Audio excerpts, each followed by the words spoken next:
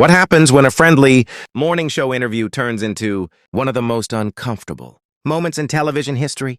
When a superstar known for his easygoing charm finds himself cornered in a conversation that feels less like a chat and more like an ambush. This is the story of the morning Blake Shelton walked off the Today Show set, live, in front of millions. It started like any other segment on NBC's most beloved morning program.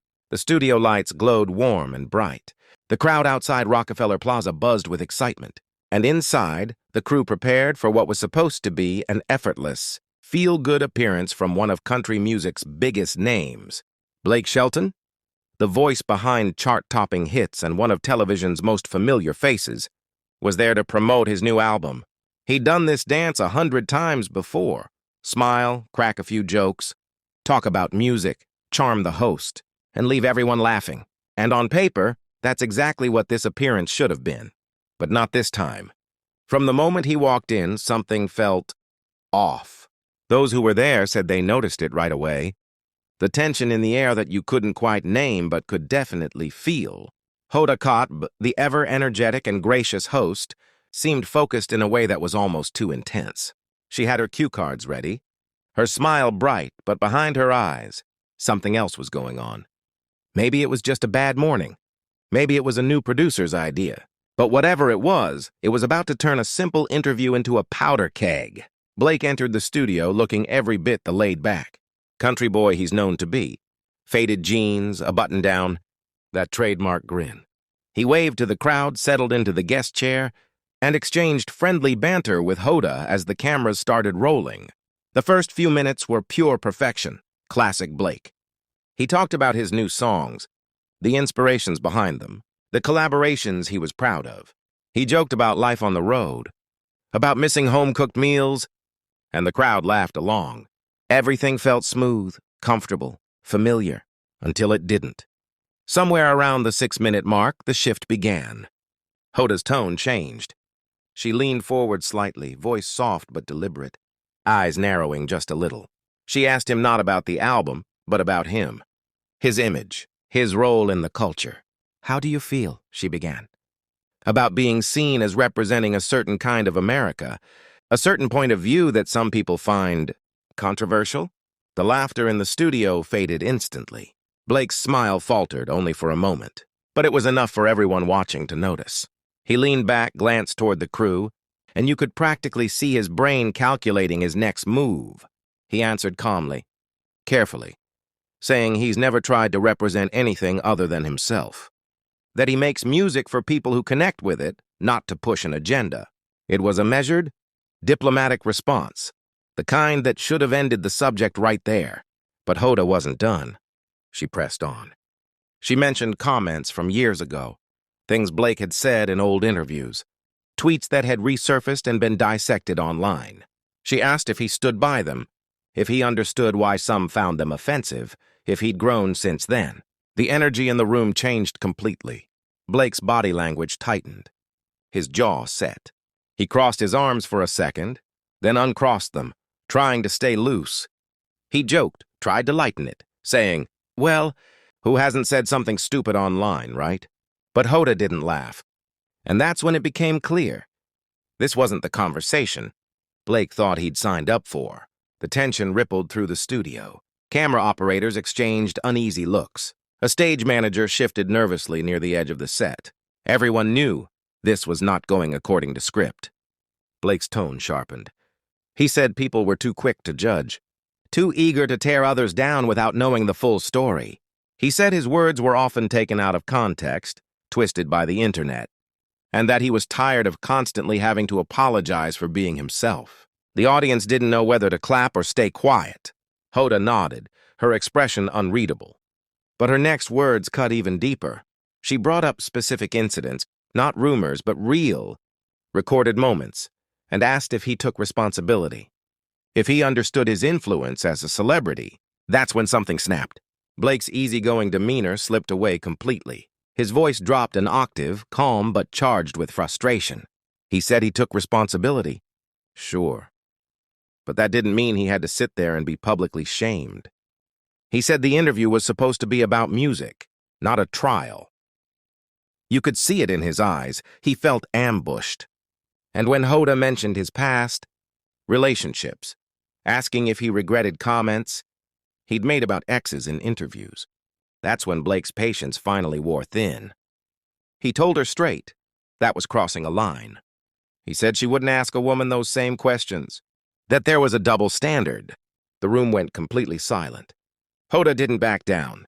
She said accountability wasn't gendered. It was part of the job.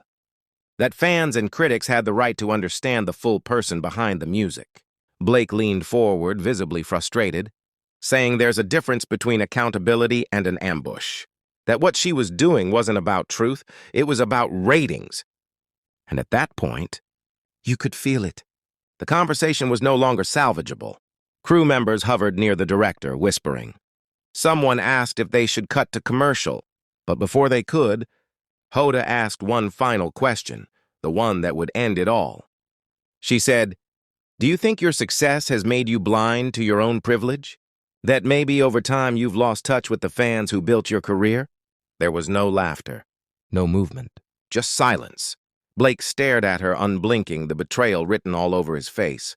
He said that privilege was a word people used to dismiss hard work, that he'd grown up in a small Oklahoma town, spent years playing bars where no one cared who he was.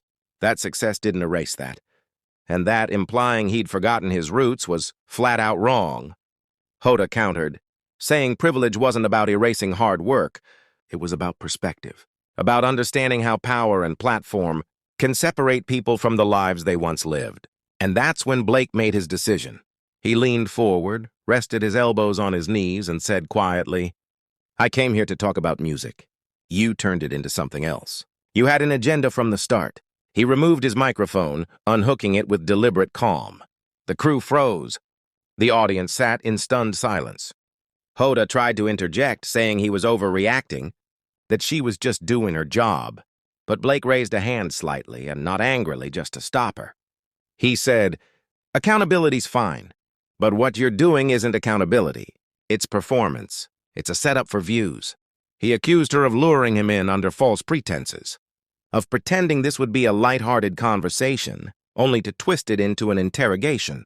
He said she'd betrayed his trust, both as a guest and as someone who'd been on her show many times before, and that hit her hard.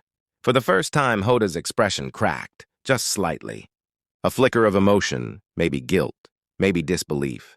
She said the questions were relevant, that they grew naturally from the conversation, that she had every right to ask them. She told Blake he was being oversensitive, turning the conversation personal when it wasn't meant to be. Blake laughed, but it wasn't funny. He said everyone watching could see what was happening, that she was trying to provoke him for a viral moment. He said real journalists didn't need to manipulate their guests to make good television. That's when Hoda stood up too. The professionalism vanished. Now it was two people, not host and guest, standing face to face, both refusing to back down. She said Blake was deflecting, that instead of answering the questions, he was attacking her integrity. She said that powerful men always accused women of having agendas when they were simply doing their jobs. That line drew a quiet gasp from the crowd. Blake shook his head slowly. He said this wasn't about her being a woman. It was about her being unprofessional. He said plenty of female journalists had asked him hard questions before, respectfully, honestly, and that hiding behind identity to avoid accountability for ambushing. Someone was the same hypocrisy she was accusing him of. Hoda's tone rose, sharp, emotional, breaking her calm for the first time. She said he was twisting her words, that he was proving her point by getting defensive instead of reflective. And in that moment, the entire interview broke. You could see the exhaustion on both their faces, two people locked in a moral argument that had nothing to do with music anymore. Blake stepped back, creating space between them. He said, "You want to talk about reflection? Fine. I reflect all the time. I own my mistakes. But what you're doing isn't reflection. It's humiliation." He said real growth comes from mutual respect, from honest dialogue, not public takedowns, and that none of that respect was present in this room. Hoda crossed her arms, breathing hard. She said he was being unfair, that she had given him every chance to show that growth. But he refused. She asked why he was so afraid of being challenged. Blake's reply was instant. "I'm not afraid. I've been challenged my whole life. But there's a difference between a challenge and a trap." The air in the room was electric. You could almost hear the sound of hearts pounding. Somewhere off camera, a producer finally gave the cue, but it was too late. Blake took one last look around the set, the cameras, the crew, the audience, and then turned back to Hoda. "You know," he said quietly, "you can tell yourself whatever story you want about what happened here. You can call it accountability or journalism or whatever makes you feel justified. But I know what this was, and so does everyone watching." He said she had betrayed the basic trust that should exist between people in their positions. He said she'd traded authenticity for attention, and that while the clip might go viral, the damage to their friendship would last far longer than any trending moment. He said, "I hope it was worth it." And with that, Blake Shelton, the country superstar, the coach from The Voice, the man who could charm anyone with a laugh and a song, walked off the Today Show set. The camera didn't follow him. The producers cut to commercial seconds later, leaving Hoda sitting alone at the desk, staring down at her notes. For a moment, she didn't move. Then, barely audible to those nearby, she whispered, "We'll be right back." The screen faded to black, but the internet lit up. Within minutes, clips of the exchange began circulating on social media. Half, the viewers siding with Blake, saying he was ambushed. The other half defending Hoda, saying she was doing her job.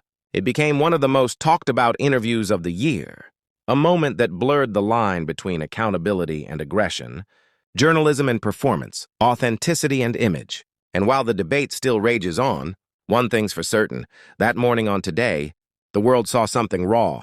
Not just a celebrity losing his cool, but a clash between two powerful forces, truth and perception. Blake Shelton walked out of that studio not as a PR-polished superstar, but as a man who refused to let someone else define his story. And whether you agree with him or not, that moment will forever stand as one of the most unforgettable confrontations in live television history.